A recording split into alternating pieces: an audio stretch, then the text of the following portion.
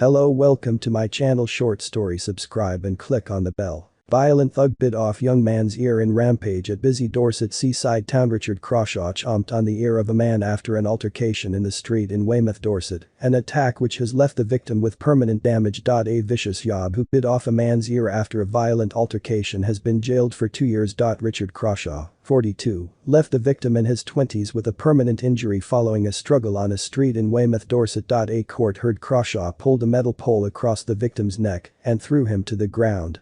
During a struggle, the thug bit his victim's left ear, tearing a piece off. But Crawshaw was caged on Friday for 2 years after admitting a charge of unlawful wounding. The defendant was jailed at Bournemouth Crown Court, which heard the attack happened in May last year during the first coronavirus lockdown. A spokesman for Dorset Police said the victim, a man aged in his 20s, was involved in an altercation with Crawshaw in the street during which a metal pole was placed across the victim's neck. Crawshaw then pulled his victim to the ground, where a struggle took place.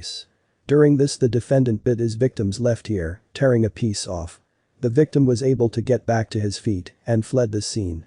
He was taken to hospital for treatment. Crawshaw, from Thornton Heath, South London, was located and arrested on the day of the attack. Police branded his behavior as violent. Detective Constable David Barnes, of Weymouth said, "This was a vicious attack that has left the victim with a permanent injury. Thanks to the swift response of officers on the day, we were able to quickly locate and apprehend Crawshaw, and I would like to thank the victim for his support during the court process, which has helped to ensure the defendant faces the consequences of his violence."